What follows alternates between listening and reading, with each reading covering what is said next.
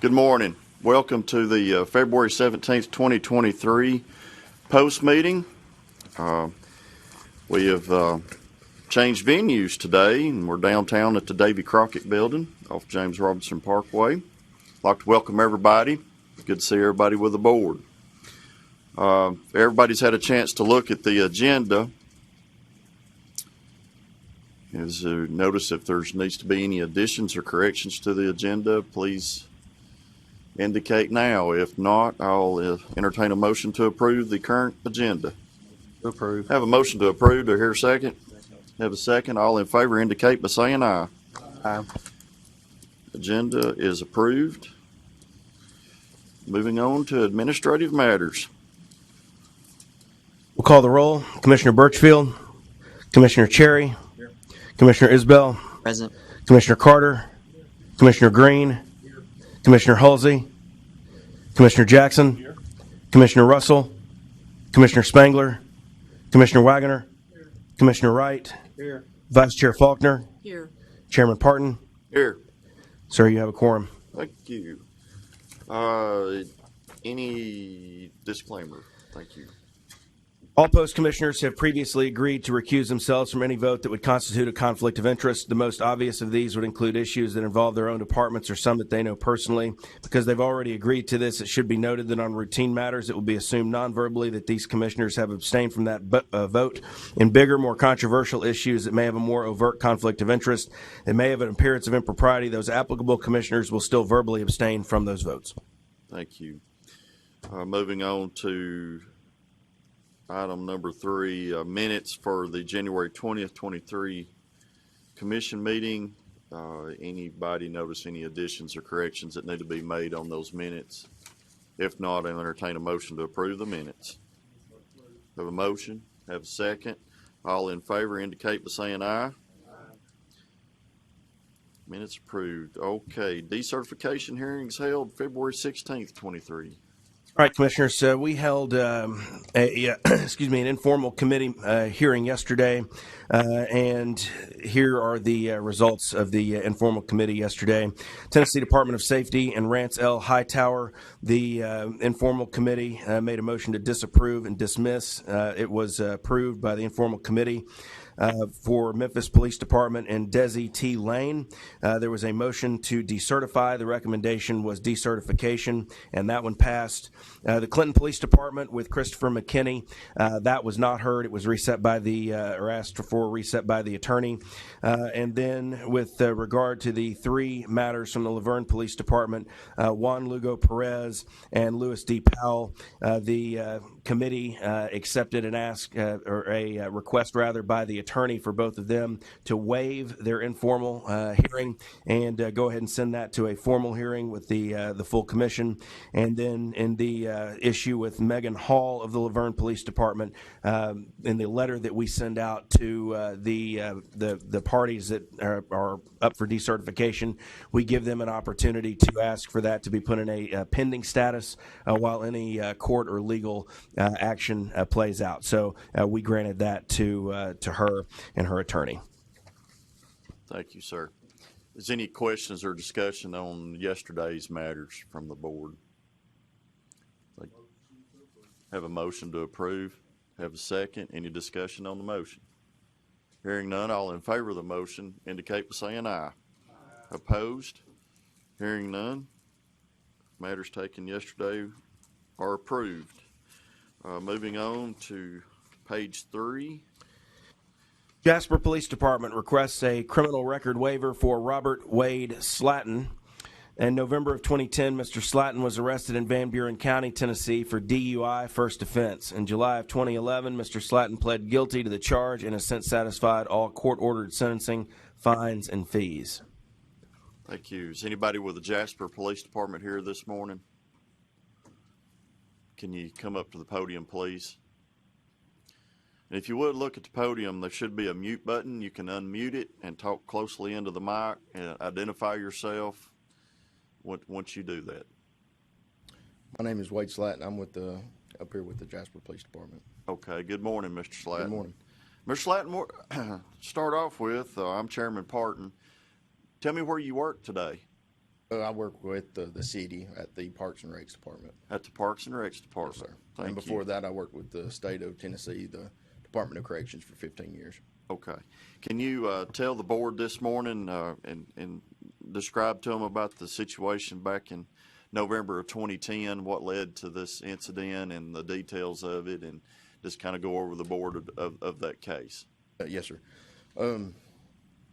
Me and some friends of mine had went out for my birthday. It was a couple of days before this day, and we'd went out and listened to a band play, and we just drank some alcohol, and I made the terrible decision of climbing behind the wheel to drive back home.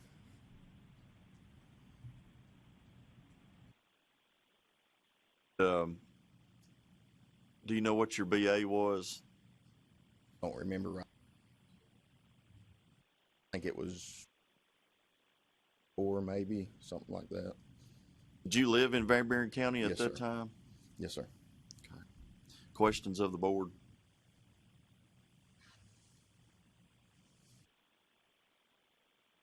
Commissioner Wright. Mr. Slatton, what are your drinking habits today? I'll drink occasionally, but nothing. Maybe once a month, just at the house. But that would be about it. Hey, the DUI that you got back in 2010,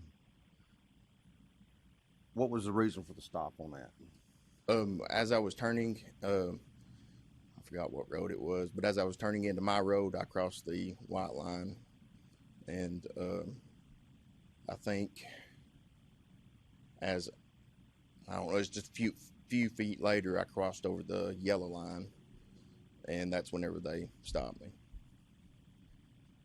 Hey, I notice you don't look like you've had anything since then except for maybe 3 damage accident crashes, Yes, maybe? yes, sir. I backed into a lady about 2 or 3 years ago, and then I had a individual hit me just about a year ago.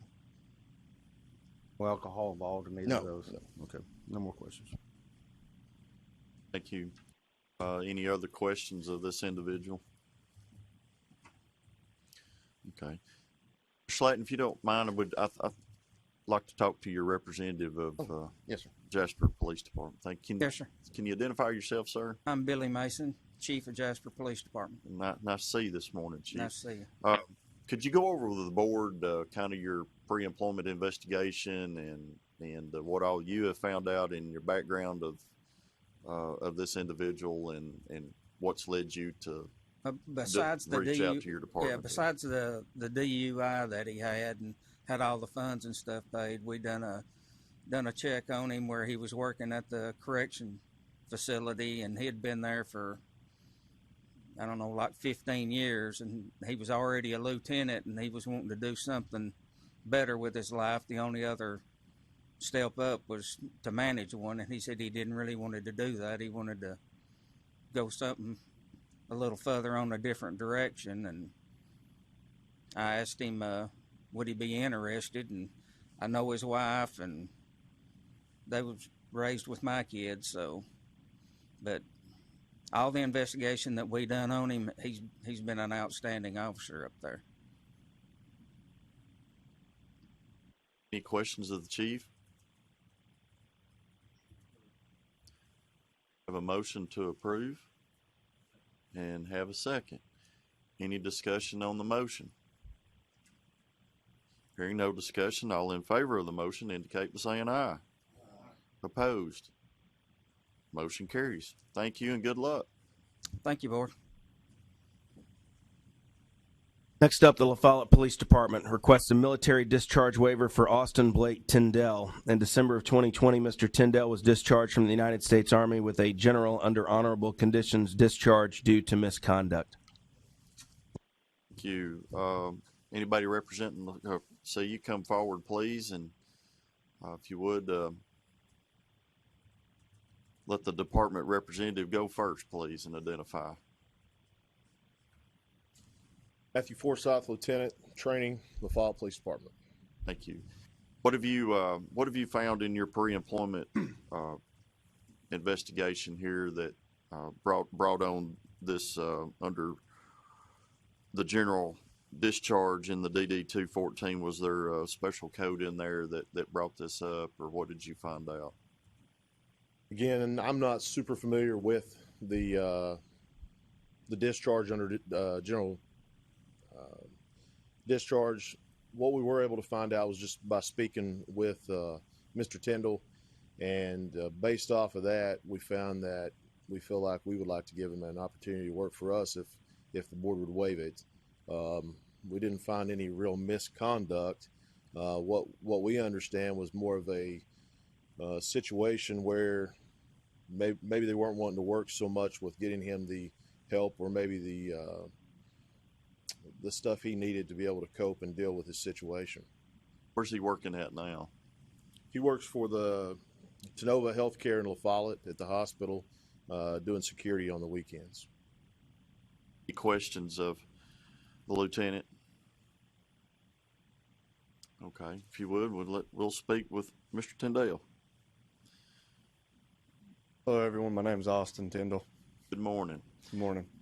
Can you go over with the board the actions that led to this general discharge, and kind of go over your background in the military and your job history, and just kind of get to know you? Of course, sir. Thank you. So, in the Army, I was a 92 Fox. I was a petroleum supply specialist. I had an outstanding record until my wife had kind of done some unfavorable things with my friend whenever I was out on a mission, and I came back home to find that. And my platoon sergeant wasn't too accepting of me going to counseling, and I received 2 FTRs, which were led to an Article 15 for going to appointments rather than showing up for where I was supposed to be at the time, and I do take full accountability for that. And but since then, I've had all the help that I've needed, and these guys have been great too. That's pretty much the whole story. After the Article 15, one of my team leaders asked me if I just wanted to go ahead and get out a few months early, and I accepted the decision, and I shouldn't have. And I've been fighting it ever since to get upgraded. Any questions of the board of this situation? General Cherry. Mr. Tim, how long were you in the Army? 2 years and 6 months, 4 months, 4 months, 2 years, 4 months.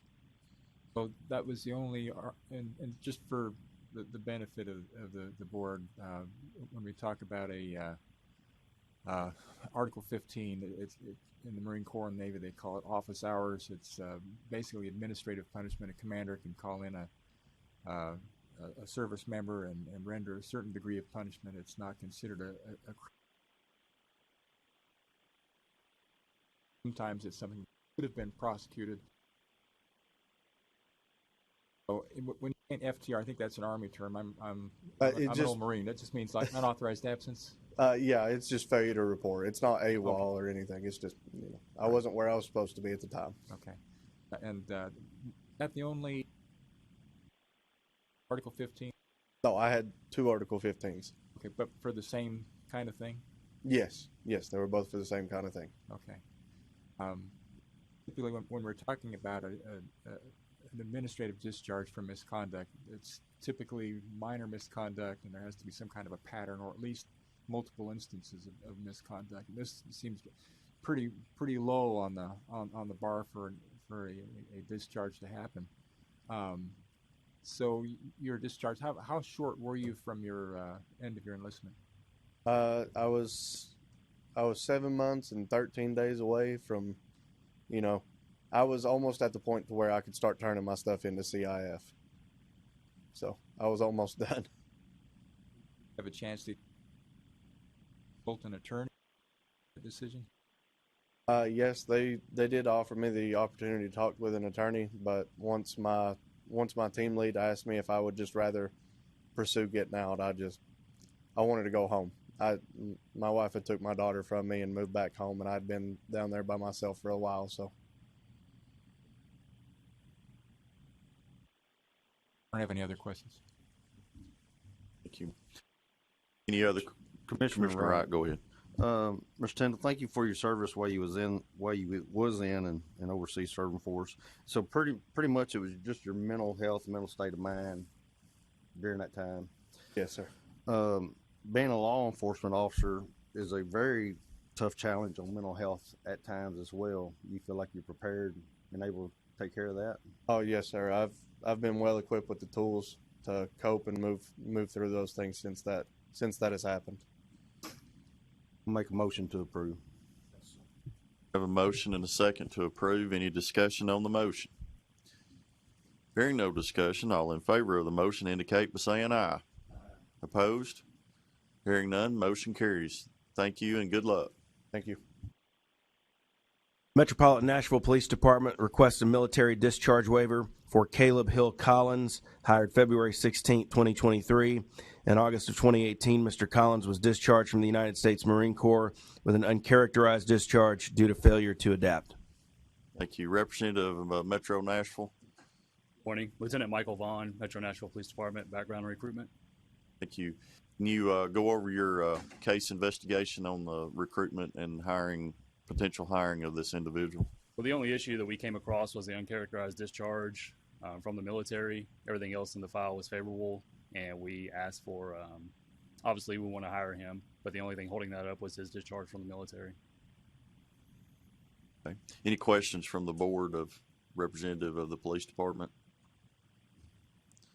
Okay. If not, we'll hear from him. Good morning. Good morning, ladies. Good morning, gentlemen. Can you kind of describe to the board, I think you've probably heard some previous testimony of what we're looking for, but kind of go over what got you this uncharacterized discharge? Absolutely. So I graduated high school a little early in 2017, the end of 2017. I went to a recruiter because I was interested in joining the Marine Corps. I went to boot camp, graduated boot camp under a squad leader. I was held high honors for myself. After that, came home on 10 days of leave. After 10 days of leave, I went to Infantry Training Battalion in Jacksonville, North Carolina. After that, I was there for about 6 months. I had a relationship fall through. I ran into some issues mentally at the time. I had talked to a counselor who was trying to guide me in the right direction, and me and her came up with the idea that I was also ready to go home. So I decided to get out of the service and go home. And at the time, I thought that I didn't want to do it anymore, and that was obviously a very poor choice as a young man. And obviously, if I could take it back, I would.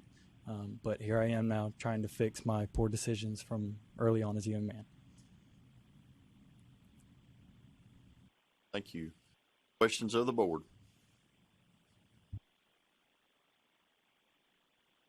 General Cherry, recognized. Collins, how long total were you in active duty in the Marine Corps? Yes, sir, Brent. I was there for 180 days. I was there right at the threshold to where I had to go to a week-long EAS meeting, setting you up for after the service. But I was issued a entry-level separation due to that 180-day threshold. It's fairly unusual right that far and get an uncharacterized discharge. Usually that happens when you're in boot camp and you. Right, absolutely, and I do agree. And people that I've seen before me not make it, what you're saying is absolutely true. At the time, I was in ITB, and I just fell, due to the circumstances, things adding together, I just wanted to go home. When I got home, I realized very quickly that was not the right choice to make. At the time, it only took about a week to go through that process. And then obviously I had to wait about 2 weeks to get my 5-day letter and then go home. But that quick process, I was excited to go home. I was missing family, friends, and I kind of had no support while I was in the Marine Corps. So I kind of wanted to go home. And when I got home, I realized how bad of a decision that was, and I never should have done it. I further looked into reapplying for the military service, maybe possibly going into the Army to fix my poor history early on. Then I found an opportunity with Metro Police Department, and it has set a fire in me that I could be a positive change to the police department, and I know I would. And I could confidently say that I would exceed in something like this, and it's what I'm supposed to do. Are you or married or what? I'm engaged, yes, sir. Thank you. I don't have. Faulkner. Stated earlier, law enforcement is not an easy profession to choose. And you state in your reason for leaving that you were unmotivated. The Metropolitan Nashville Police Academy is no walk in the park. It's not easy, and it shouldn't be, because it's to prepare you to be a good law enforcement officer for the city of Nashville. Do you still feel unmotivated, or have you truly evaluated what you're about to step into? Absolutely not. I have truly evaluated what I'm going to step into, and I could confidently say that I will breeze through the academy no problem. If there was any way that I can prove it to you, my words aren't enough. So I would happily give, I don't know if there's any extra FTO time if I do complete the academy to prove that I'm worthy of it, or if for whatever reason I did not complete the academy, I will pay whatever the cost was, but I will pass the academy. And I'm 100% motivated and ready to be the best that I could be.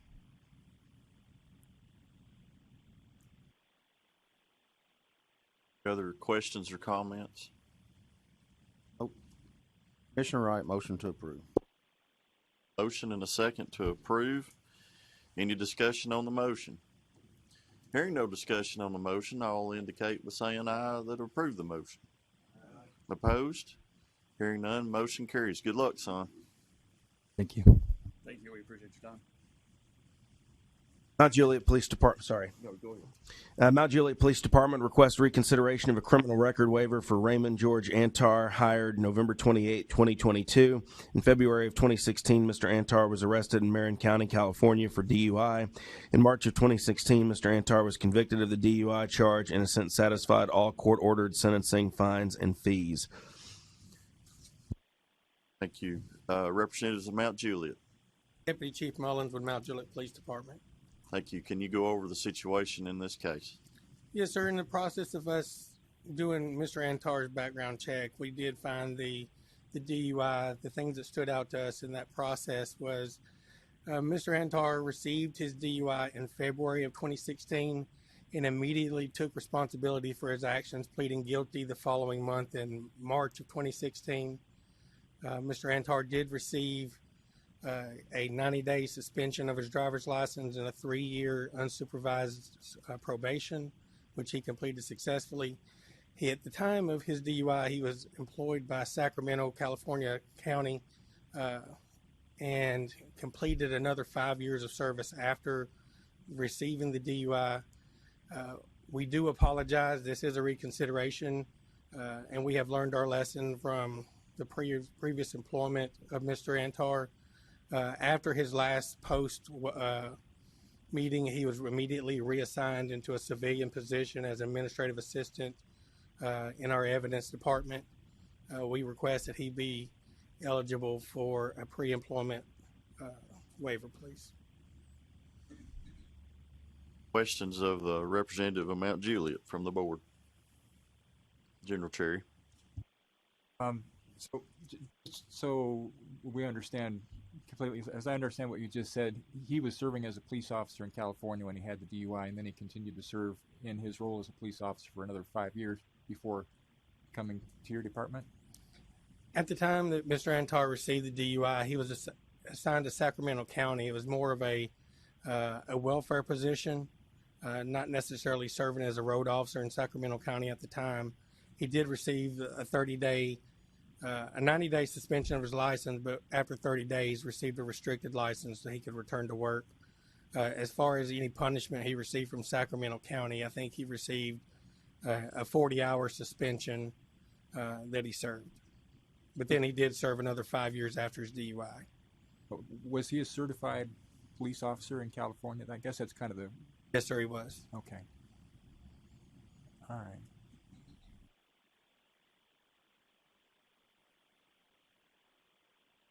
Other questions, comments, or concerns?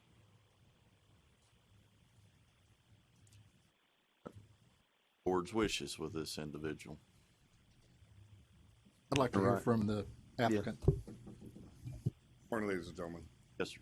Thank you. The officer said that you accepted responsibility and pled guilty, and in the letter that you wrote, talking about your DUI, it said you pled no contest. Yes, So nolo did you contender. accept responsibility or did you not? I pled nolo contender to my to the offense on the first initial hearing, my arraignment. Yes, it was basically guilty.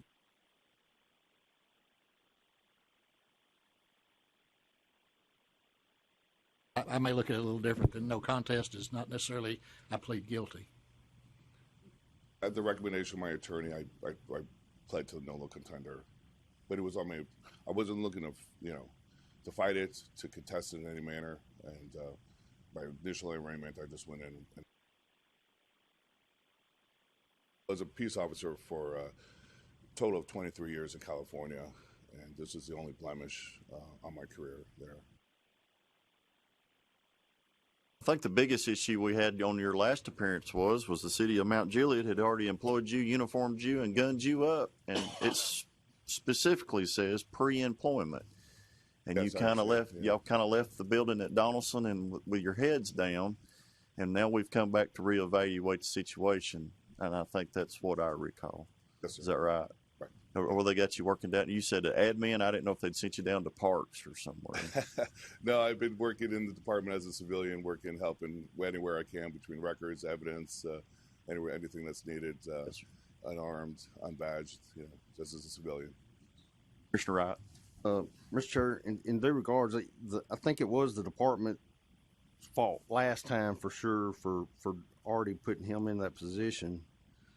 But if I remember right, I'm probably the one that made the motion on this, and the reason I made the motion is because I do have try to be consistent and have a time frame of when, because we get a lot of DUIs come through here, and to be fair to everybody, a set time that DUI has passed, and I think for different people in here that time is probably different because we don't have a standard. But with that being said, I'll let anybody else have their role. But my reason for saying that is last time I made the motion was not necessarily because they already brought you in uniform. It was because of the time period in which the DUI had elapsed. It was 7 years ago, and I understand that's not. I mean, it's been the only blemish. It was the only incident I've ever had involving alcohol that's been any type of negative input to my life. It significantly curbed the way I was drinking and consuming alcohol. Since then, I rarely drink as it is. It's pretty much just at home at dinner. It was my only blemish. I have a decorated career in California, and I'm just seeking to bring that to the state of Tennessee to benefit the community of Mount Juliet and the people here of the great state of Tennessee. Any other questions, comments?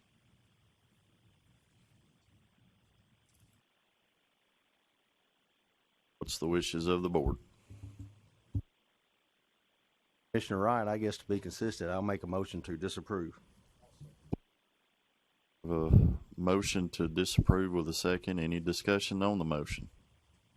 General Cherry. I know for some of you that this may seem to be a shorter period of time. To me, 5 years is about a cutoff. In my mind, I think 10 is a bit too long, and I think particularly when we have a case where this gentleman has been a police officer. This happened when he was a police officer, and that department saw fit to continue his service as a police officer. I think that puts him in a little bit category than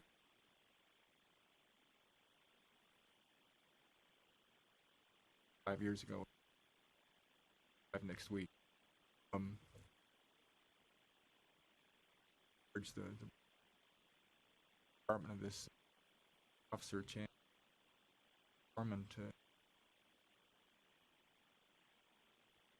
I don't think it's maybe I just need to get closer to that. I'll try that. But I think this is a circumstance where the experience of the officer in question is different than many that we see, and I think that experience can be a benefit to both the department and the law enforcement community in general. And I will vote to, in essence, to allow this officer to continue. Any other questions or comments? If I just want to kind of add this is Commissioner Wright too. I know we're supposed to be saying that every time for the recording part, but the fact that he was a police officer for 23 years at the time of the DUI, I kind of put him at a higher standard at that time. Like, should not have put himself in that situation. And the way I understand, the department did not put him back to the exact position of being a road officer as it was prior to that. If I may explain, gentlemen, I was a criminal investigator with the Sacramento County Department of Human Assistance. I was a welfare fraud investigator, sworn peace officer position. I was not a beat cop or road officer. There was no effect on my employment other than being suspended for 40 hours. I returned back as a criminal investigator too. I was since promoted within that department after that. And at that point, I have 23 years total experience. At that time, it would have been, 7 years? So 16 years of experience at that point.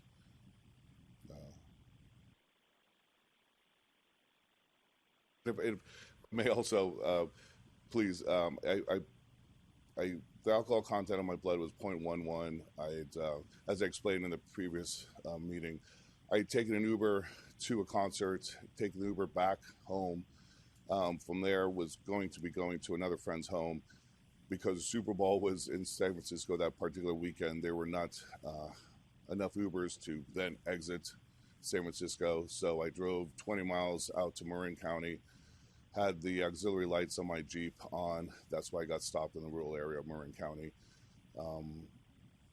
I cooperated and complied with all the officers' field sobriety tests, blew the 1-1. I was arrested, but they felt strongly enough and safe enough to me to where they put handcuffs in front of me, put me in the front seat. I was literally in custody for less than 3 hours before I was released. So, to whatever that could be of value, it certainly was. There was no aggravating or anything, to elevate the situation. Thank you. And I will say that I know in times past we've had kind of a 5-year, and I know that's it. And maybe that's something that the state legislature could help us with. There's a lot of this that could be cleared up if we had some black and white law to give us guidance, because we each have different opinions. I know we have some that are really hard on DUIs. Some of us are really hard on mental health and domestic violence. We all have our pet peeves. That's pretty well seen and known. And then some of us have a real gracious heart. These are difficult matters, and really difficult today in Tennessee. I apologize for bringing this to the department's attention, to your attention. It's a blemish in my life that I'm still paying for, and I regret ever since that night. Understand. Mr. Chairman, I got something. I know we don't have a written time period, and the 5 years has been mentioned, and 7 years or whatever, but at some point, what's enough? I mean, I respect my colleagues over here, and if he waits another year or 2 years, 3 years, are we in the same situation? If it's just a matter of waiting a little bit, maybe he should wait a little bit. I'm one that believes in giving a guy a second chance. I did want to ask you, you were a certified officer in California. How long was there a break between California and Tennessee? Yes, sir. I retired in November of 21 and applied approximately 10 months later here once I moved my family here to Mountain. Still certified in California now? Yes, I am. Now? Yes. Okay. just food for thought. I can't disagree with other people, but I feel like at some point in time, we should grant a waiver, whether it's now or a year from now or 6 months from now. I don't know. That's for everybody to make up their mind. How I feel about it. Thank you. Have a motion and a second on the floor to disapprove. Call for the vote. All in favor of the motion indicate by saying aye. Opposed? Roll call.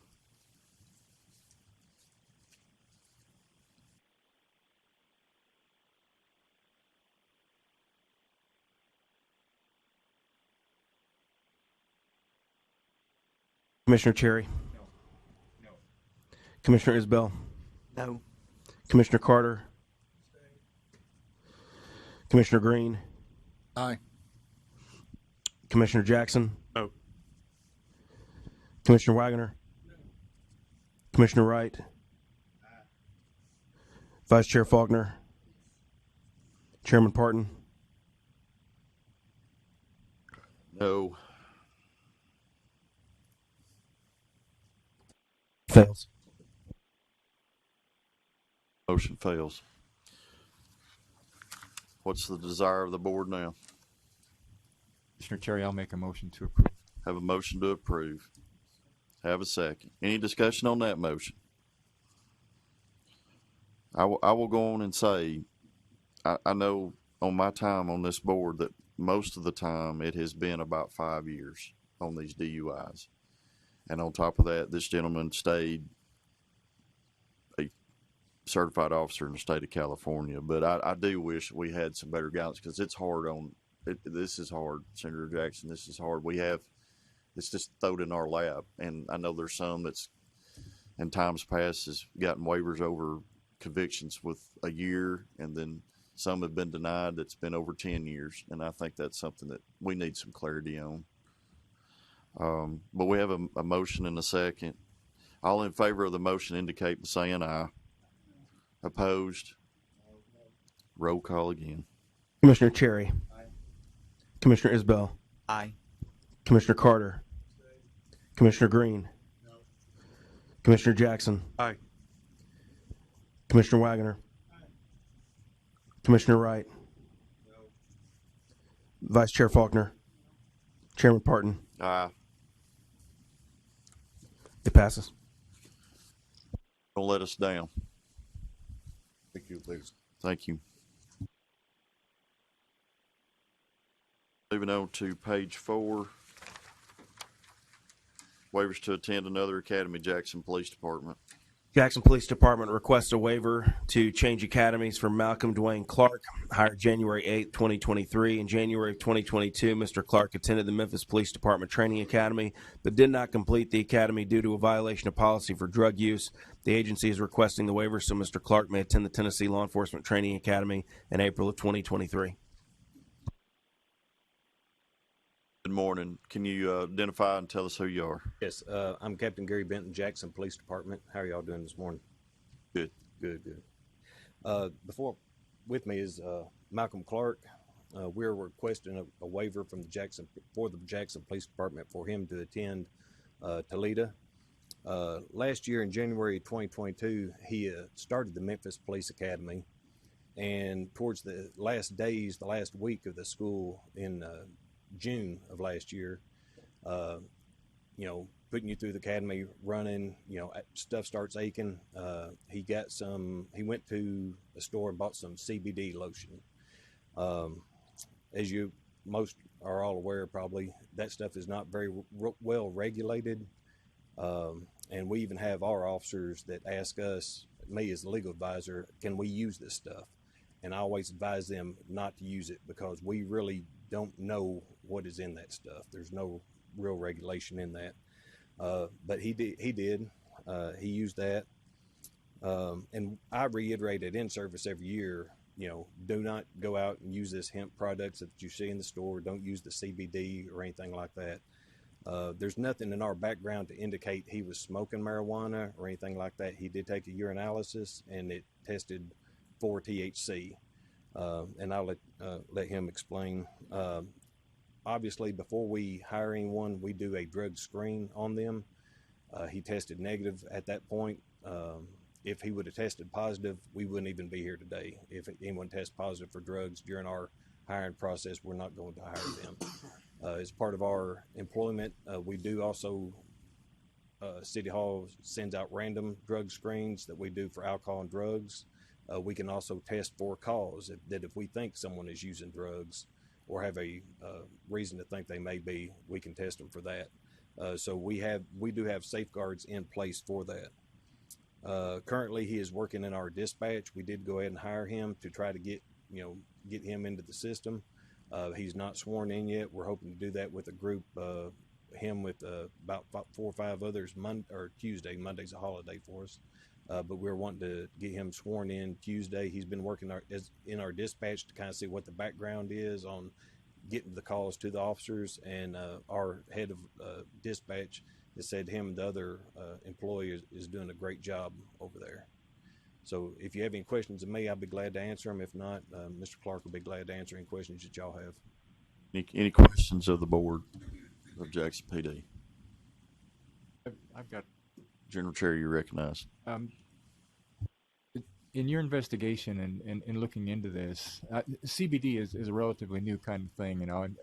In my past, I was a Marine Corps lawyer for a long time and dealt a lot with people's different claims they had when they popped positive on urinalysis, and everything from passive inhalation to somebody put it in my food. And we heard a claim like that yesterday with somebody who came before us. As far as CBD lotion and a lot of those CBD products, I think they're getting more and more common. But I'm curious, in your investigation, did you talk to any experts, any chemists, or anybody from the field of chemistry or medicine that could talk to you about how CBD lotion might show up in a urinalysis, the levels that they test for, and things like that? I have not with this individual. We have talked to him in the past, and they said that if what is on the package, if it says it's within the legal limits, you may still pop positive. But if it's the levels are way above what's in the lotion or gummies or whatever it is, that you could test positive, especially if it is not CBD or hemp, if it is marijuana. And like I said, there's really no regulation out here on these products nowadays. I know they're looking at trying to get something in place to regulate it, but who is going to do that? That's kind of where they're trying to get that ball in the right hole, I guess. The test, do you know if the test that Memphis gave him was just a positive negative test? It didn't do a quantified percentage. I mean, it's hard. Was it a urine test? Okay, so that's just a positive negative test. Right. I was not even able to get any of the numbers like what we see. Yes. Yeah. Nothing. No technical stuff. And that CBD will show up. I mean, even if it's under 0.02% THC, it's still going to show up. If you've used, especially if you've lathered yourself up and it's soaked in, there's a good chance you're going to test positive. Senator Jackson, you recognize. Thank you, Mr. Chairman. And when we passed that law, it had to be under a certain THC level, and whether it's should be regulated, but it may, some others may come in that are not looked into regulated. But that's the law we passed. And that's right, and that's what it's under. Your percentage of THC is 0.02%, but in the test he took, it wouldn't matter. If he just had a trace amount, it would indicate positive on the test. So he could have been under the legal amount of THC under 0.02, but in the test, that's what we run into in the drug-free workplace, and that's what we've explained during these battles with the legislature, is that we're going to run into more and more of this, not only in law enforcement and fire, but in professors at universities. Where any of us agencies, particularly government agencies that have the drug-free workplace, any indication, any of it is going to be a problem. So moving forward, keep that in mind. But I get it. It's just positive, negative hit. Any other questions or concerns? Sir, would you like to address the board? Yes, sir. Ladies and gentlemen, I just wanted to say before you make your decision, I've wanted to be a police officer since I was 13. I've geared my life to be able to be a police officer. When I first came into high school, I made sure that I kept my record clean, that the only thing that's on my record right now is a speeding ticket from when I was 15, and it's 7 over. But going to college, I became a criminal justice major with being a police officer in mind. I have a godfather who's a captain of the Detroit Police Department. I have a stepfather who's a detective with the Warren County Police Department. I've been surrounded with and immersed in just full of police. And I've always wanted to be able to help, be able to go out and do something, be better, and help someone be better. That's all. Thank you. Thank you. Yes, Chief Faulkner. Have you found an alternative to use when you have aches and pains? Yes, ma'am. Usually I use now BioFreeze, which is a much better alternative. BioFreeze, I usually use it for my knees because I did have I shattered my growth plate in this knee and have a torn ligament in this one. So I did use that now, but at the point when I was using the CBD, well, when I used the CBD, it was a temporary.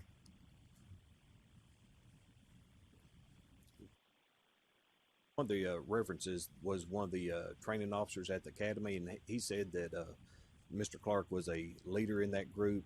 He didn't seem arrogant or anything like that, and that if he had passed the academy, he would have been proud to serve with him as an officer.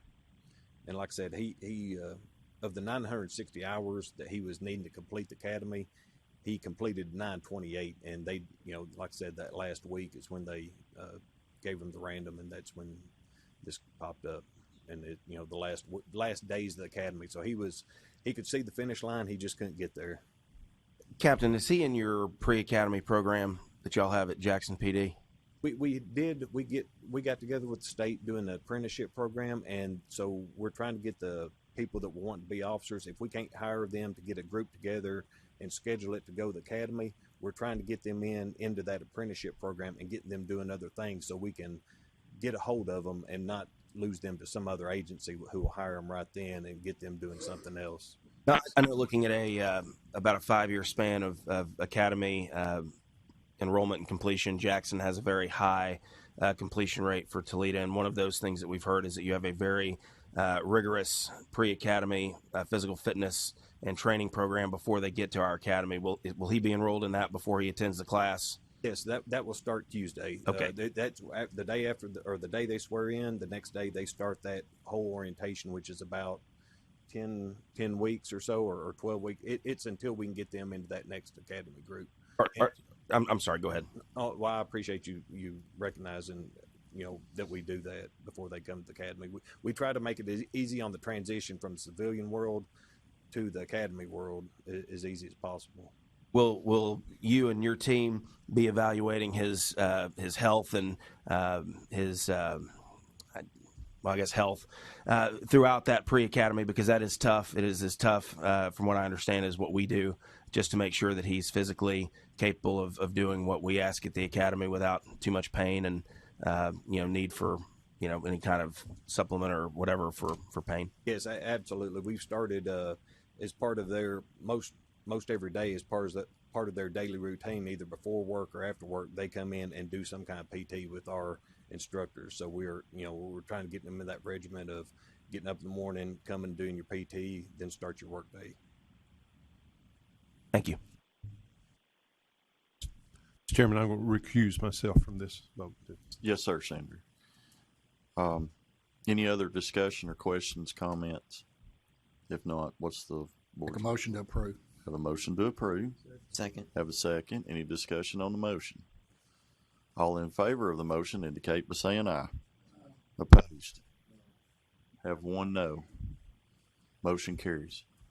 Thank you. Thank you and good luck, sir. Thank you. And may I say, I appreciate y'all thinking about having maybe a set timeline on the waivers for DUIs and stuff like that. That would make a lot easier for the police departments of knowing, hey, some people get in with a 5, some people take 7. It would just make it easier when we're doing the background. But I'd just like to thank y'all for maybe looking at something it could be also something when we get time, we're supposed to go through and have a good house cleaning of our post rules. Correct. And we could implement it there if the state legislature doesn't implement it for us. And that would be fine too. Is we knew black and white, this is what we can get a waiver for, and this is the time frame on it. And that way we could tell our applicants, you can't get it this year, but next year we shouldn't have any problem with it. And then we have to deal, on case by case basis, because a lot of times we want to know what happened during that arrest. Yeah, I don't blame you too. What was the attitude? I would have a caveat of we Right. can still go outside this if we need to. Yes. Thank you. Thank you, Good, Commissioners. good Y'all have a luck. good day. All right, moving on to waiver of basic training, specialized substitutions for in-service training. Oak Ridge Police Department requests the Post Commission's approval to forego transition school for James Gregory Coker, hired January 9th, 2023. Mr. Coker's last date of full-time law enforcement service was March 31st, 2016. I believe they're appearing by Zoom. Anybody with Oak Ridge appearing this morning? Yeah, we're here. I'm Lieutenant Ray Stakely with Oak Ridge. I'm over training and patrol, and I'm here with James Coker. Okay, thank you. Mr. Coker, can you, it looks like you were hired in January of this year, and your last date of full-time law enforcement was March of 16. What have you been doing in the meantime between 2016 and now? Well, sir, first I'd like to thank the Commission for hearing my request for waiver. So after doing a little over 26 years with Knoxville, with the police department, when I was eligible for retirement, I had an opportunity to go to work for the Law Enforcement Innovation Center. And as having been involved in training at the police department, it was a fantastic opportunity for me to transition to a full-time training job. And while I wasn't associated directly with law enforcement activity, I stayed intimately connected to law enforcement agencies, leaders, training officers. The people who were in our classes were all sworn law enforcement officers. I maintained this to keep my knowledge base up, to understand current trends as I developed and delivered training both across the state and nationally. The last year I was there was in several states. The travel, it was a fantastic opportunity. I enjoyed what I did. The travel caused me to be away from my family to a level that I decided to leave LEIC. I went to work for the last little over a year teaching criminal justice at Gibbs High School, where it was no less of a connection to law enforcement. And in fact, 2 of my classes were run very much like my criminal justice 2 class followed a model that actually comes out of Toledo and is a requirement across the state for police academies, as I put my students through exposure to both state law, policies and procedures of various departments, help them to understand officer safety. We did traffic stops. And so I continued to maintain for this last year, away from active law enforcement, a close working knowledge of laws, policies, procedures, and the things that officers go through. So the transition from there was because once I left training actual law enforcement officers, I realized that the only reason it was okay for me to retire from KPD was because I still had that close contact. I was fortunate enough to be able to come here to Oak Ridge and them have a position for me, and now I will be able to return to training law enforcement officers, and I just won't have to travel quite as much. So I'm excited to be back, and I'm really hoping that the Commission will see fit to approve this waiver for the transition course. Okay, thank you. So basically in all that you've said, you've been a full-time training officer. Yes, sir. Full-time training officer since retirement. Okay, that's what I was looking for. Any other questions? I'm going to recuse myself from voting, but while at UT, he attended 32 hours of mandated training, and I know as a retired officer with the Knoxville Police Department, he completed his firearms each year. So as far as meeting some post standards of in-service training, he would have completed some of that through his work with University of Tennessee. But I won't vote on this. Okay. Thank you. Any questions from the board?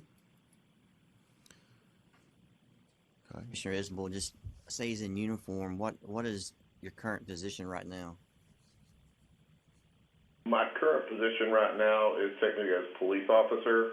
I am not engaged in any enforcement activity, waiting on some more equipment so I can begin a field training exposure, and then waiting on the results of this waiver to see if I'll be in the transition course or we'll go right into training with officers. What the plan is here at Oak Ridge is for me to transition into Lieutenant Stakely's position and lighten his load a little bit, and I will be the GDI here at the Oak Ridge Police Department. Any other questions? Entertain a motion to the board's wishes. Make a motion to approve. I don't see, he's been involved in law enforcement ever since he retired. I know where he come from. I know where he's at now. I really don't see, although I'm sure he would make it just fine, but I'll make a motion that we approve it. Have a motion and a second to approve. Is there any discussion on the motion? Hearing none, all in favor of the motion indicate by saying aye. Opposed? No. I hear 2 no's, but I'm going to be safe and have a roll call. Commissioner Cherry. Commissioner Isbell. No. Commissioner Carter. Commissioner Green. Commissioner Jackson. Commissioner Wagoner. Commissioner Wright. Vice Chair Faulkner. Chairman Parton. I vote aye. The ayes have it. Thank you, and good luck. Thank you. All right, moving on to page 5. Post-reviewed and administratively approved 22 for post-transition school waivers, and all corresponding supporting documents appeared to be in order and meet or exceed the minimum standards as set forth by the Peace Officer Standards and Training Commission requirements. And you can see the list here. We will dispatch with reading that. Wanted to give the board also just a brief note here that we are full for our February transition class that starts, I believe, next week. Is that correct, Investigator Cooper? Week after next. And then we have, we're more than halfway full for our March class right now at 18. So are you still doing any remote? You're still doing a lot of remote transition and then coming for driving and shooting? Okay. I still have a lot of questions, and I know sometimes there's some that show up and do it all in person, and then some are remote link. Okay. How many people in those classes? We cap it right now at 30, and the reason for that is we added an 8-hour DUI. The irony of having those discussions in here, we had an 8-hour DUI block that includes a wet lab. So the transition students, when they come in, will be exposed to actually administering standardized field sobriety testing. So that's the primary reason why we wouldn't go at 50. I mean, we can increase the size of the class if we need to, but right now we don't have a significant waiting list. So, like I said, February is full. We've got 18 in the March. In the upcoming March class as well. And we probably should have a discussion at the end, too, about the request for solo patrol, since we are doing a monthly transition school right now and have the ability to get people into transition school pretty quickly. But anyway, I apologize for adding that into the agenda or interjecting that. So. In addition to post-reviewed and administratively approved 2 solo requests as well, and these are based on the expiration of the emergency orders from the governor, and those officers that are listed here on page 5 will be permitted to patrol on their own until such time as they complete transition school. Okay, thank you. Any questions or comments on those? And we also will state listed names for the record on both sections there. So moving on to page 6, I think we're administrative waivers of in-service. I think we have the University of Memphis Police Department, Public Safety. University of Memphis Police Department, Public Safety requests a waiver of in-service for Kelly Ann Stroud, hired September 18th, 2006. Ms. Stroud completed 40 hours of in-service training, but due to an on-duty accident was unable to complete the community immersion mandate for the 2022 calendar year. The waiver will allow both the agency and the officer to remain in compliance with post regulations. Okay, now I've got a question on this. This is the first one we've ever had with this community inclusion mandate. And I know that was part of the administrative side of it. Community immersion, you can't test for. So I want to know why this is on here. This was an administrative deal that we voted on, that the department would say that those individual officers would have community inclusion. Is that my understanding?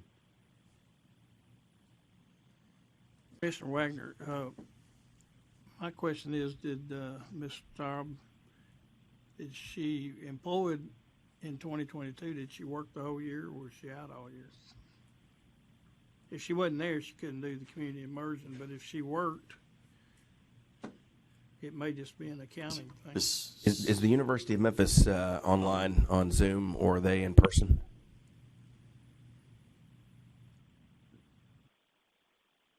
University of Memphis, are you online this morning? No. Okay.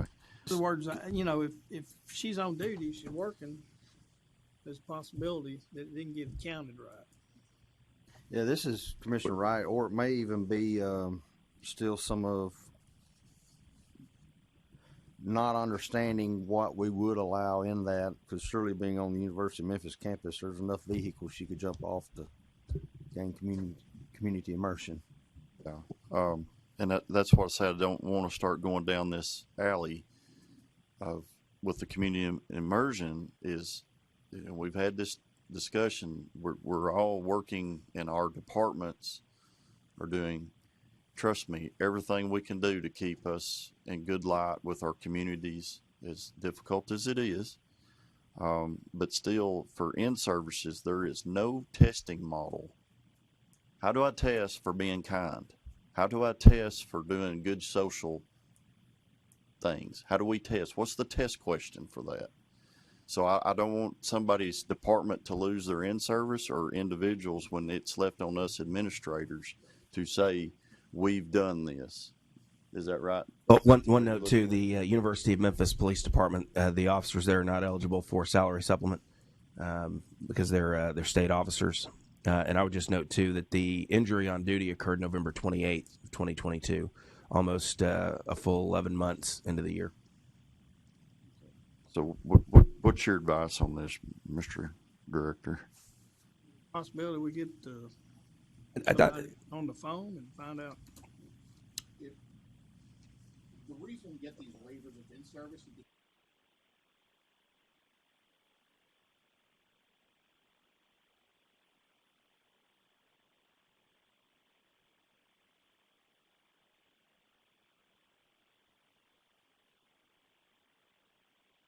waiver.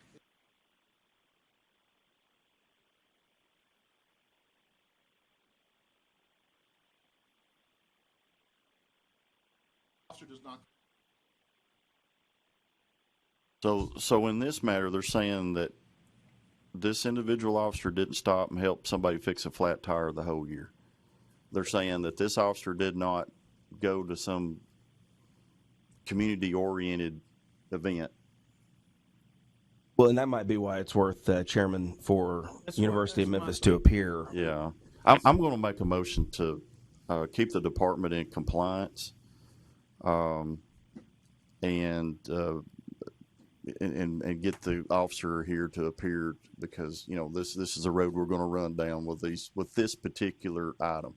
We can ask, well, did you go to Wright control training? Did you do, use of force so many hours and in service? But I can't.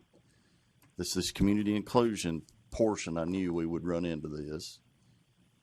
Would you be amenable to a motion to perhaps put this off to next month until Memphis can appear? Absolutely. I'll make a motion to put it off next month, get everybody here and see what's going on with this. Have a second. Any discussion on the motion? Just on the discussion, not so much on the motion. And I agree with everything the chair has said. We've got to be cautious as we deal with these. I'm a little more concerned about why we don't have an agency here to represent themselves in something like this. Is notification given? Is it required of them to be either present or online? So there's the issue for me as to why they're not here, and we're having to kick it down the road for next time. I agree, and plus, if I was agency, I'd want to make sure that we're always in compliance. But with this model, and with this mandate of this particular thing, I knew we would run into this, and it is still confusing to our agencies. I don't think the agencies in the state are totally clear of these mandates and how they're to be construed. But again, with this particular community immersion mandate, there is no testing for that for in-service. You can, unless somebody at the academy or my coworkers here can tell me there's no test for it. I'm not sure how we would test for that. Exactly. How do you can instruct it and you can encourage it and say, hey, cadets, while we're in the basic, this is what you need to do. Smile, be nice, and help people cross the road. Help little doggies and puppies, and give big high fives, and show that you love people. I have a question on the compliance of the department. Is there a penalty if they're not in compliance for another month? I think if we all sit right here and agree that we're going to waive this until we get them here. I'm saying, yeah. There your motion? There won't be a penalty for them to wait for this waiver to be heard next month. Because I think I'm like the rest of you. I think they should be here and explain why they didn't account it right or what the thinking was. Well, I mean, what I'm saying is this is not this is reportable as a whole, not for the individual officers. In other words, that's all the University of Memphis had to do to report the in-service and say, our officers have done X amount of thousands of hours, we've done this, and we've participated with this, and this. Unless there's something else going on than reporting to y'all at post that we're not hearing about. University of Memphis should be the easiest place to get this part of the in-service. Absolutely. And she's got two hours to do this year. So we need to know. What was the trend? So what's the trend you're seeing, Ralph, on the reporting of this, particularly with community immersion?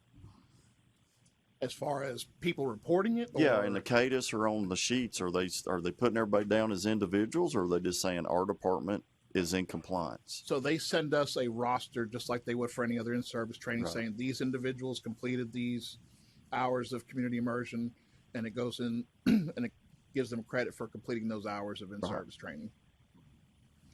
And what we're doing, for example, for undercover officers is everybody is put in as having completed it. And there would just be like a memorandum in that officer's file stating that they did not complete it because they're, for obvious reasons.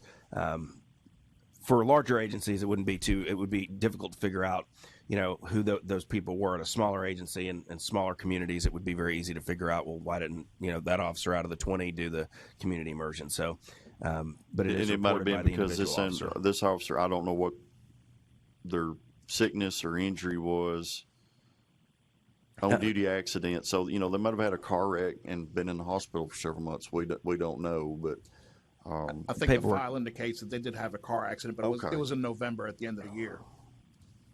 Okay. Well, and we have been very, I'd like to think we've been very clear in letting agencies know what constitutes community immersion, community involvement, which is that whatever the chief or the sheriff believes constitutes community involvement, that's what constitutes community involvement. So we defer to the chief executives of each agency to determine what qualifies for that. So, perhaps Memphis comes in front of us and they realize that, this particular officer had done 4 hours of this throughout the year, and they just were somehow confused on that. But without them here, it's hard to know. Okay. All right. Make a motion, we pay. Have a motion to pass. I've already got I have this second on that motion. All right, to pass. Any more discussion? Sorry for the confusion. All in favor of the motion indicate by saying aye. Opposed? Motion carries. Thank you. University of Tennessee Knoxville Police Department requests a waiver of in-service for Madeline Elizabeth Tim, hired April 25th, 2022. Ms. Tim was unable to complete the required in-service training for the 2022 calendar year due to medical reasons. The waiver will allow both the agency and the officer to remain in compliance with post guidelines. Anybody representing University of Tennessee this morning? Yes, sir. We're online this morning. Good morning. Can you identify yourself Sorry, and go ahead. explain what's going on? Thank you. Yes, sir. Sergeant Lindsay Gardner, overtraining with YouTube Police. Officer Tim was in FTO beginning of last year when she notified us in June that she was pregnant.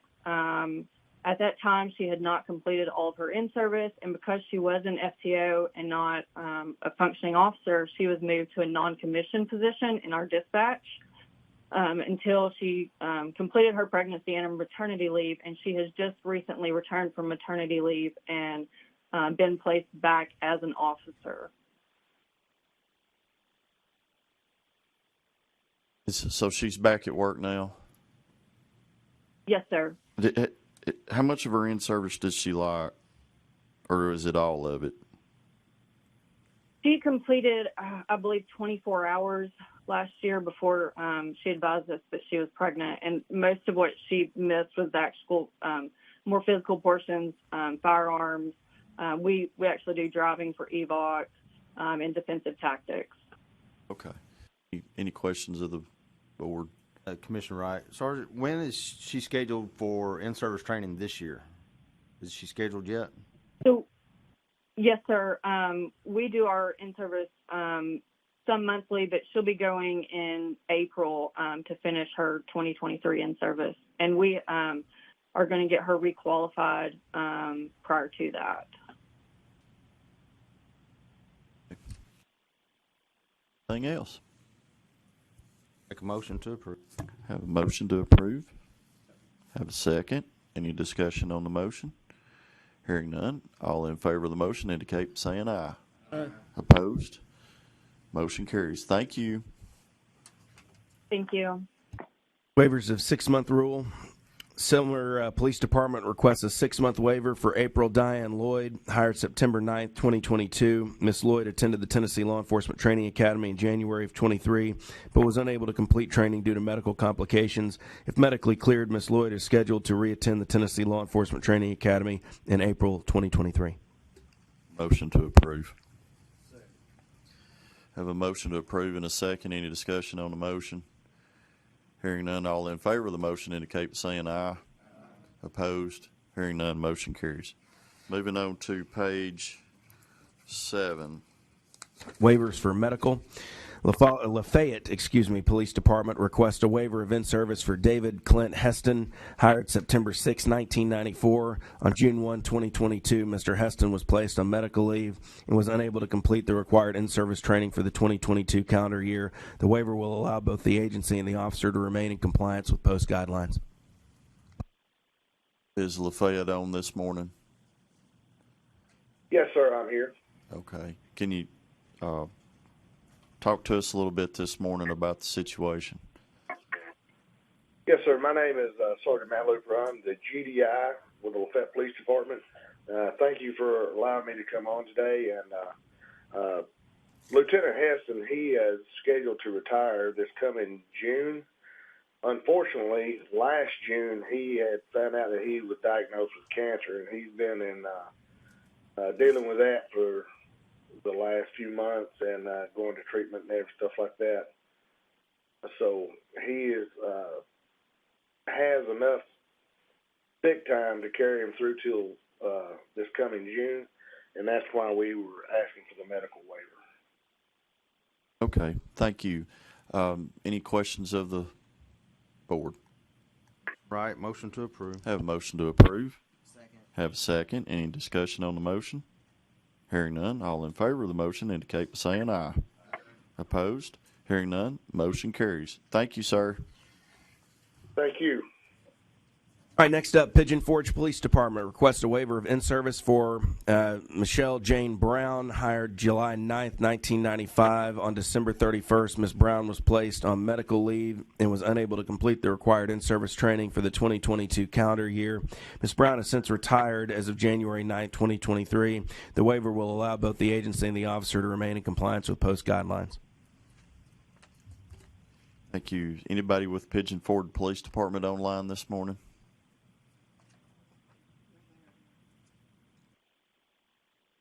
Muted Pigeon Forge. Is that them sitting there? I can barely see this angle. Pigeon Forge, I think you're still muted. If you can hear us. How about now? You sound loud and clear from Pigeon Forge, Tennessee. Chief Catlett here. Good morning. I'm Sergeant Gary Ott. Our training officer is here. So Officer Michelle Brown had a off-duty accident in early December of 2020, and as it states there, she has since retired January the 9th of this year. Okay. Any questions? Thank you. Any questions from the board reference Ms. Brown? All right. Entertain a motion.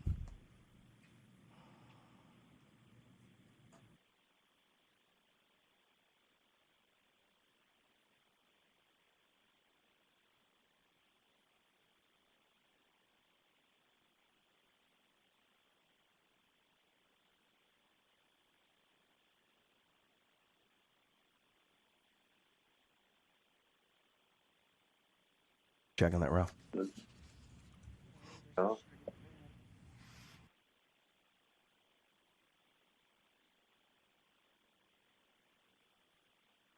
That have probably been in should have been in our 21 calendar somewhere, shouldn't it, Commissioner Wright?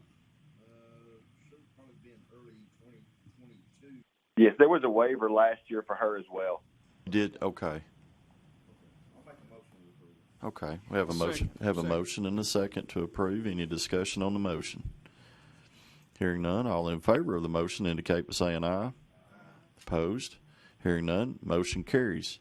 Moving on down with Pigeon Forge with Mr. Rodney Robert Cars. Rodney Robert Carr, hired September 8th, 1986. November 4th, 2021, Mr. Carr was placed on medical leave and was unable to complete the required in-service training for the 2022 calendar year. The waiver will allow both the agency and the officer to remain in compliance with post guideline. You're up again, Pigeon Forge. Yes, sir. Sergeant Carr, he has been out since November the 4th of 2021. We actually got a waiver for that year as well. He is set to retire next week, actually. Okay. Any questions of the board? Have a motion and a second to approve. Any discussion on the motion? Hearing none, all in favor of the motion for the waiver indicate by saying aye. Opposed? Hearing none, motion carries. And finally, from the Pigeon Forge Police Department, they're requesting a waiver of in-service for Lynn Joseph Miller, hired August 1st, 2005. On January 1st, 2022, Mr. Miller was placed on medical leave and was unable to complete the required in-service training for the 2022 calendar year. The waiver will allow both the agency and the officer to remain in compliance with post guidelines. Pigeon Forge, one more time. Yes, sir. Officer Miller, he left. He went on medical leave last year around January the 13th, and it was subsequently transferred over to FMLA and then to long-term disability. He has since been separated from the department January the 26th of this year. Okay. Any questions of the board? Have a motion to approve the waiver. Have a second. Any discussion on the motion? Hearing none, all in favor of the motion indicate by saying aye. Opposed? Hearing none, the motion carries. Thank you, and have a good day. Thank you, Bridget Ford. Yes, sir. Thank you. All right, Commissioners, just an update on waivers for military leave. Post it reviewed and administratively approved one military waiver with corresponding supporting documents. Everything appeared to be in order and neither met or exceeded the minimum standards set forth by this commission. Moving on to applications for training officer, Post investigators reviewed and approved 11 applications for training officer. They appear to meet the criteria for approval. We only had one that has informed they have 1 year to complete instructor development, and that's going to be Jonathan Blaine Max. And we need a motion to approve. Any discussion? If not, I'll indicate by saying aye. Opposed? Hearing none, motion carries. Moving on to applications for certified instructor on page 9. Post investigators reviewed and approved 30 applications for certified instructor appear to be in order and meet the minimum standards, and they've completed the minimum hours in attendance for required courses. No one required a 1 year instructor development or substitute waiver, and we did have several, and you can see on the list, which we'll provide for the record, require a waiver of the 1 year training officer requirement. Any discussion? Hearing none, indicate accept a motion to approve. Have a motion. Second. All in favor indicate by saying aye. Opposed? Motion carries. Moving on, curriculum and tests. Post investigators have reviewed and approved 377 in-service specialized training classes this month. They appear to be in order and neither meet or exceed minimum standards set forth by this commission. They made a note if these particular training offerings meet post requirements for mandated topics. Any discussion? That's quite a few. 377. Have a motion to approve. Do I hear a second? Have a second. Any discussion? Hearing none, all in favor indicate by saying aye. Opposed? Motion carries. And going on to the final page of 10. Old business, none. New business. New business, we have a post-investigative report. We have a follow-up investigation of an in-service waiver request and termination of Billy Joe Langford, the Harriman Police Department.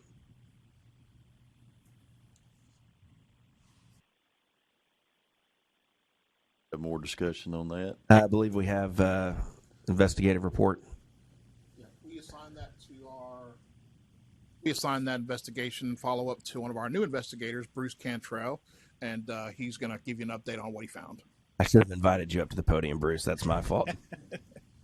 I'll invite you. You're welcome to the podium. Thank you, Chairman. Go ahead. So during my investigation, I spoke with the GDI from Soddy Daisy Police Department about the termination of Officer Langford.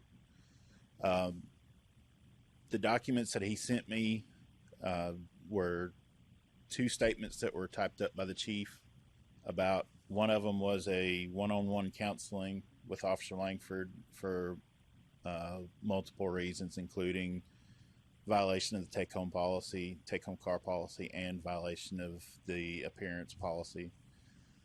He did tell, according to the statement, he did tell Officer Langford in the meeting that if it had to be addressed again, there would be disciplinary action. The incident that happened that led up to the termination started with Officer Langford not showing up for court one day. A sergeant noticed he wasn't there, and he had several cases pending that day. The sergeant brought it up to the lieutenant, who eventually worded it up to the chief, and the chief asked the lieutenant to pull up his AVL to see if he was using his car, and it was found that he was well outside of the policy as far as the mileage outside of the city. I don't remember the exact mileage but they pulled him into the office. It was the chief, I believe 2 lieutenants, and Officer Langford. And according to the statement that the chief had wrote out, Officer Langford had lied about either not knowing or not remembering that he violated the policy, because there was 6 incidents documented by his AVL where he violated the policy. He either lied saying he didn't remember it or he didn't know anything about it. And when the chief finally told him, when I ask you a direct question, I expect a truthful, direct answer. And he said that was when Officer Langford finally admitted that he did violate the policy. And so they immediately terminated him. The chief told him to clean out his car and return all of his issued equipment back to the agency. Right after that, Officer Langford called the chief at Graysville Police Department, and I spoke with him, and he said he has never known of Officer Langford to lie about anything. However, he would not put him in any sort of supervisory position because you have to stay on him about things. And he was at Graysville Police Department, I believe, 6 months, and then went to Harriman Police Department. Refresh me. I remember this being on our docket. And what was the initial request? It was for an in-service waiver because he had not completed in-service. And because he had bounced from these multiple departments, but he had had a termination. I think we asked some questions that got down to the root cause of the problem. But he had he freely stated that the reason why he did not complete in-service was because he had been terminated from that department. So, yes. Line, which basically could have been issued for decert. And if I remember correctly, the department did not have him in there. At least that was my mistake. We were Assistant Director Bello and I was asking him about a particular department. He was answering I did not ask for the right department, so the mistake was mine. The Saudi Daisy reported that termination correctly through ACADIS, and so there was nothing that was hidden or wasn't reported to us prior to him being reported or hired by Harriman.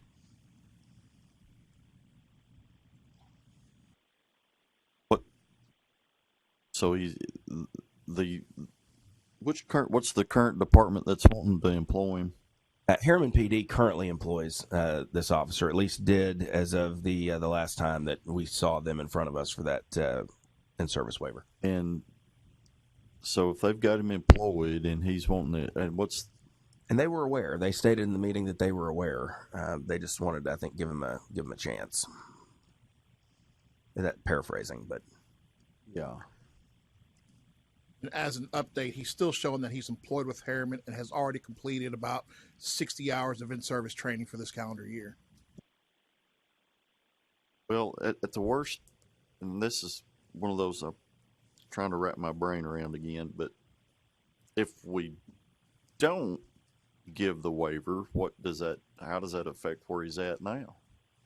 So this investigative report is not necessarily the waiver request for the in-service waiver is not in front of the commission today. What the commission and what y'all will need to decide today with this report is to either do nothing with it, and then we can put the in-service waiver back on the agenda and we can hear that, or this commission could vote today to refer this to an informal for decertification. I think we had an issue of the line. He just flat out lied to his departments. I'm going to make a motion that go to informal. Any discussion on the motion? Hearing none, all in favor indicate by saying aye. Opposed? You can report back to them if you need to, or however you want to do it, but get them on the agenda for some time in an informal hearing. We're going to get to the bottom of this. Yes, sir. Okay, thank you. Tennessee Highway Patrol. Next up, our final matter this morning under new business, Tennessee Highway Patrol Training Center requests approval of their 2022 annual report. A motion to approve. Have a second. Any discussion? Hearing none, all in favor indicate by saying aye. Opposed? Hearing none, they are approved. If I may, Chairman, I'd like to brag on our team at Post for just a second. Assistant Director Bello and Supervisor 2, Kat Cooper, specifically Kat Cooper with regard to the electronic salary supplement submission. Just so the commission knows, we would spend January's opening mail in years gone by, right? Because everything for the salary supplement came in hard copy. And now we started receiving these. Kat, how many have we received electronically? 106 electronic submissions. We sent batch requests for batch payment to F&A in January to start paying agencies salary supplement. In the past, we've still been opening mail and creating hard copy files in January. And now, with this being optional, we've been able to start paying agencies or submitting agencies for payment in January. So this has been very efficient process. And I just want to brag on our team because the work that they've done to bring the salary supplement request process into the 21st century has it's been a heavy lift. It's taken a lot of meetings. It's taken a lot of work. Matter of fact, I don't know if y'all know this, but Ms. Cooper put herself through college through an advanced program in computer science, correct? In order to be able to complete this project, and that was at no cost to the state of Tennessee. So just wanted to brag on our team and talk about the job that they do and everybody at Post. You know, I mean, Lakita sitting right in front of me. I mean, how many thousands of applications do you touch, you know, that come through? And our team just works very hard. And I just wanted to brag on them for a second and say in this public forum, great job and keep up the good work. I'll say the same and commend and say thank you. And with this, as a sheriff, with this in-service supplement being able to go on electronically helps when all those deputies come around the corner and go 25,000 times a day starting January 1. Did those in-service checks come in yet? That goes on and on and on. Those of you that have been around know that. And thank you to the Peanut Gallery in the back left-hand corner. We didn't want to leave you out today. So anyway, any other business? It's been nice being here. It's kind of different. So I have. Yes, Chief. I think we've heard today, and I know I keep harping on it, but we need to have a rules committee meeting. Maybe we can pick some dates and get it on people's calendar to see who matches up. I'm even willing to host it if you want to do it in Franklin. I'll have breakfast and lunch and whatever. But I think we've heard it from our customers today, and on behalf of the chiefs, I think I can say that we all want some clarity in the rules. And as a member of this commission, which I'm honored to be, I want to see some clarity so that I'm clear on what I'm voting for and that I'm doing the right thing. Because this is, I think all of us sitting here take this very to heart, and we want to do the work of the state of Tennessee. And more importantly, we want our profession to be the best it can be. And we know we have some issues and we need to get ahead of it. So I just wanted to put it out there for discussion at some point and maybe some dates. I don't even know who's on the committee anymore, but I think we're all interested in making sure that we do the work of the Post Commission to the best of our ability. If I could add to that as well, Director said something earlier about maybe having a retreat for all of us to kind of dive into this. I don't know if it just needs to be a committee or all of us involved. I would be more in favor for everybody than I would be. I just didn't know who'd volunteered. Well, if we volunteer everybody, we don't give them an option. I'm used to that. Because there definitely is some things that we need to get.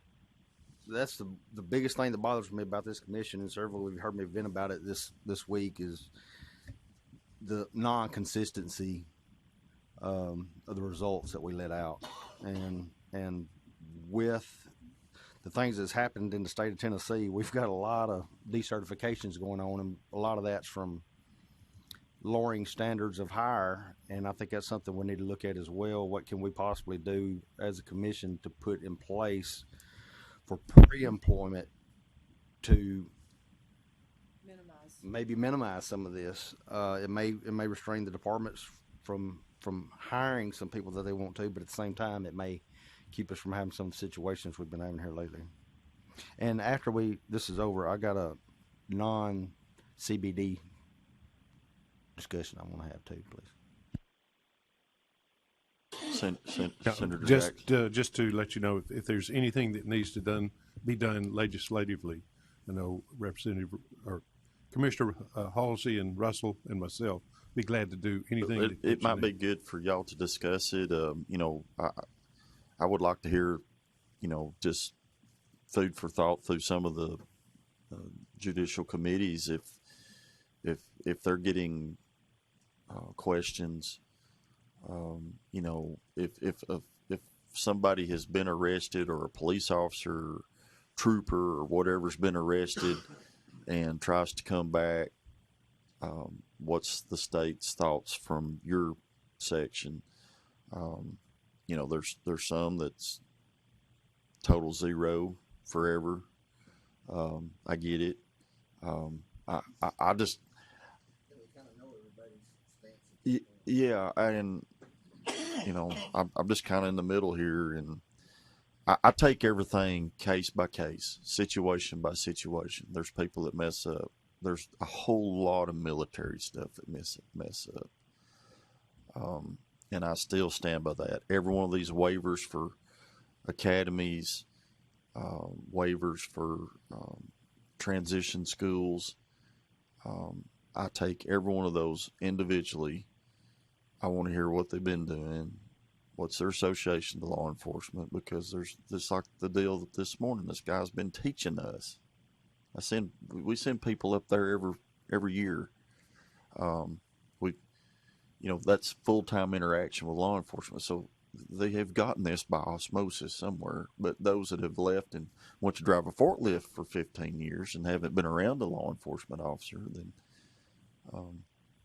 I can see that they need transition, or the academy. But yes, I agree. We need to be locked down in a room somewhere and go through these rules at some location at some time, so that we look at that. And I hope you're good with that. Certainly, and I think Commissioner Wright, you and I spoke about the waiver thing the last 2 days. I know you and I have spoken, and I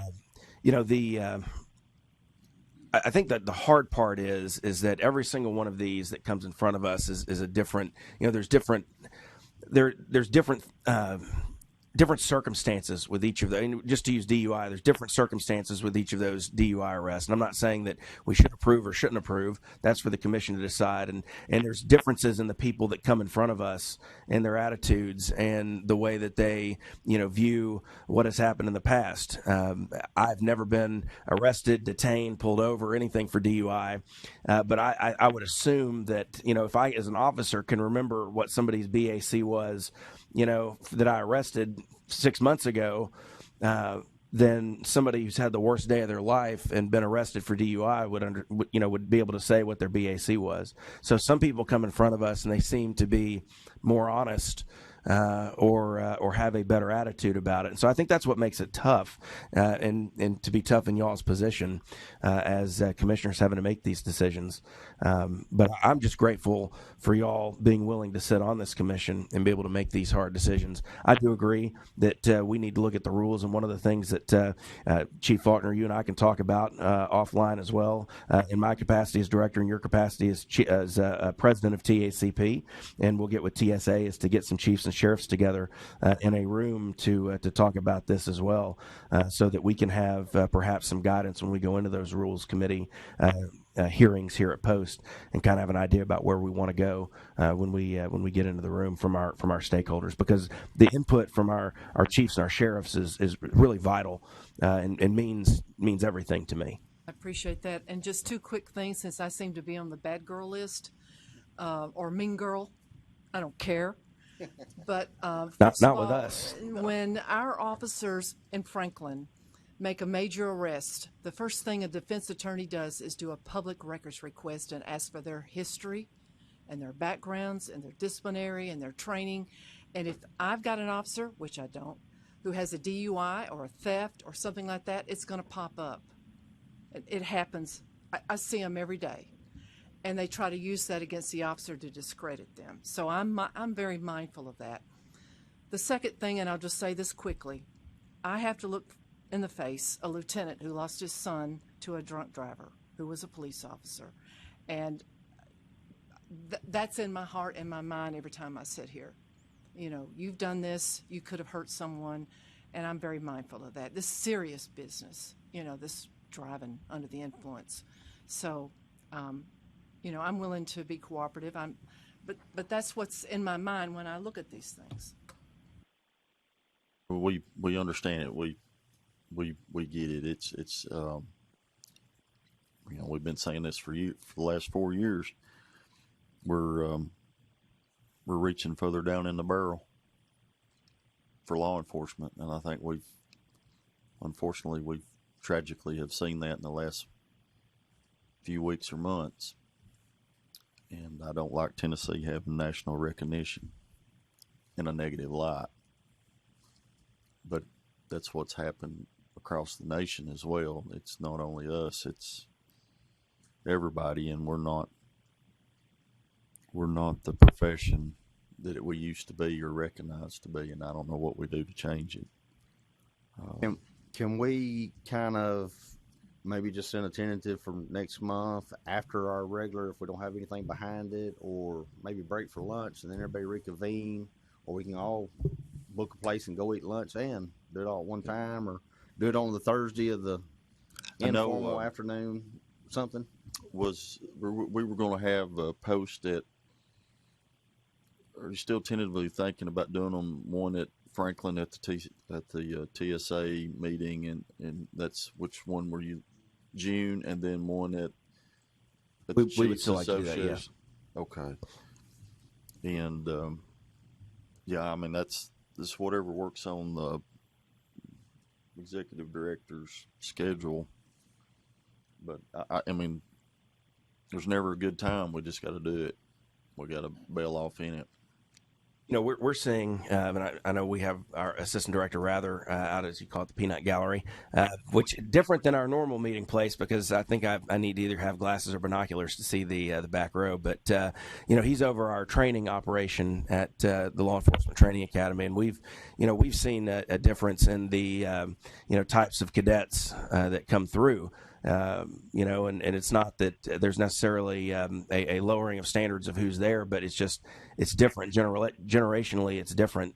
You know, we have a lot of conversations at the academy, you know, related to that.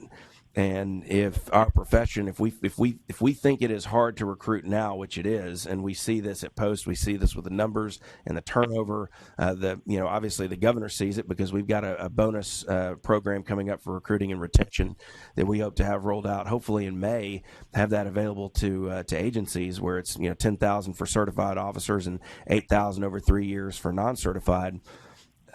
If we lower our standards and we hire the wrong people into our profession, and we have incidents that occur because of what those folks have done, it's going to be even harder to recruit. And I want to say also on the public record that the cadets that we have coming into the Law Enforcement Training Academy today, and that attend all the municipal and sheriff's office academies and the 2 community college academies in East Tennessee, these are cadets that have decided, in the face of all of the negativity surrounding our profession in the media and just floating around, they made the decision to do this job knowing that. And I'm very grateful to them for wanting to pick up the torch and move forward. But there are a lot of pressing issues facing our profession and facing law enforcement in general. And our commission, I think, is poised to be in a position to have a positive effect on those things. Okay. Anything else? If we would look at some email dates in discussion, is everybody good with them getting back to the office and kind of looking where they're at and what they've got going on with annual leaves and whatnot, and then emailing us out as a group and saying, hey, let's dive off into the rules? Or do you want to make that decision today before we leave? Ms. Taylor's put together a calendar that we can set out to you guys that has the TACP and TSA dates on there. and it shows the informals and formal hearings and the other dates that we've already set. I think there's some formal hearing dates already set for April and October of this year. Those should be on the calendar, so we can send that out, let you guys kind of look at that and get back to us. And I think for the June and September dates, there's possibly going to be a conflict with TACP and TSA. A lot of this, I think a lot of this would be over on legal too, because I mean we need them in the room, no doubt, for this. So please, do y'all understand what we're doing? I mean, it may be to where we need a rule that says if you've ever been arrested for DUI, don't worry about applying.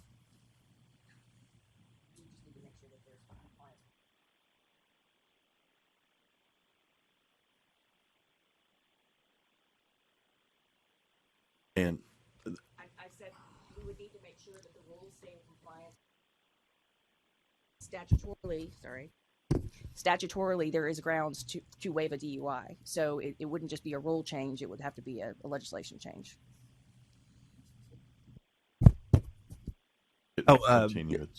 Yeah, we're going to continue the formal hearing. I'm sorry if everybody was waiting for that.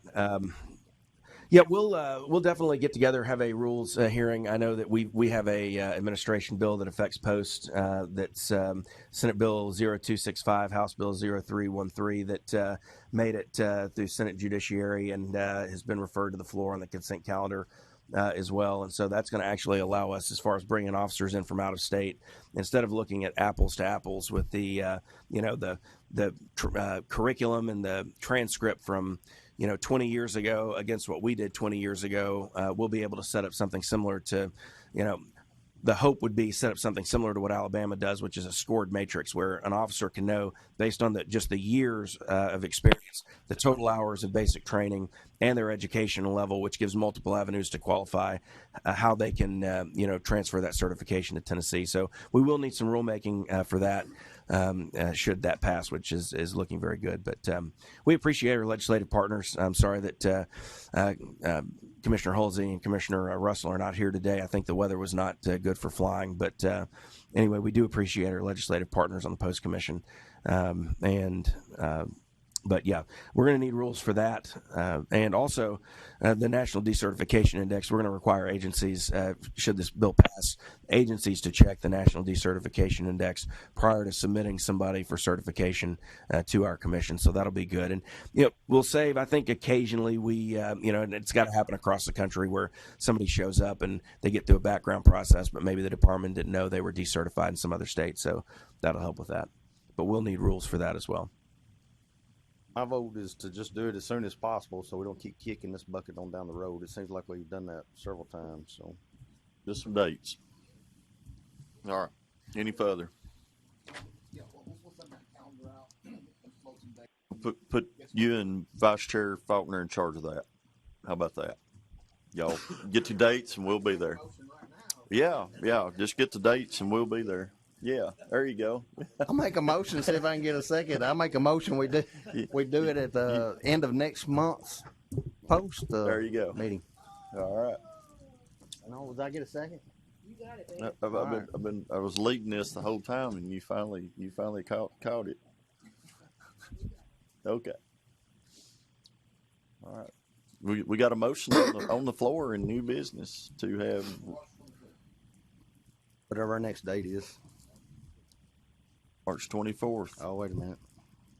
Yeah, I'll be here. March 24th. That'd be bad. I'll make a motion for that day, and then I'll not even be here. All right. We're gonna have after the regular business meeting on March 24th. We're gonna have rules review discussion. Okay. Everybody understand the motion? I'll hear a second from Vice Chairman. And all in favor of the motion indicate saying aye. Opposed? It's on. Any other business? All right. I'll entertain a motion to adjourn. Motion to adjourn. Everybody agree? Get up and leave. Thank you. Now that we're adjourned. Goodbye.